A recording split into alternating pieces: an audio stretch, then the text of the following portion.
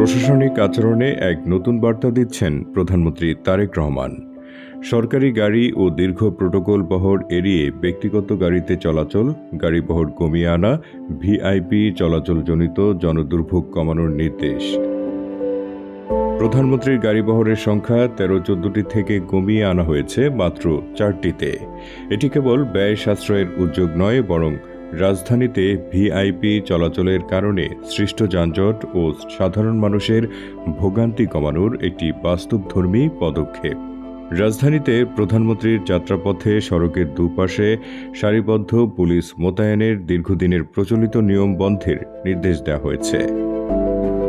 একই ধারাবাহিকতায় মন্ত্রিসভার বৈঠক অধিকাংশ সময় সচিবালয়ে আয়োজনের সিদ্ধান্ত নেওয়া হয়েছে।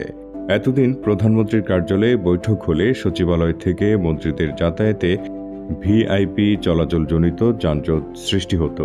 এখন সচিবালয় কেন্দ্রিক বৈঠকের মাধ্যমে প্রশাসনিক কার্যক্রমকে আরও কার্যকর ও জনবান্ধব করার পরিকল্পনা নেওয়া হয়েছে। দীর্ঘদিন ধরে রাষ্ট্রীয় প্রোটোকলকে ঘিরে যে জাঁকজমক ও জনদুর্ভোগের সমালোচনা ছিল তা কমাতে এ ধরনের পদক্ষেপ বাস্তব পরিবর্তনের সূচনা করতে পারে।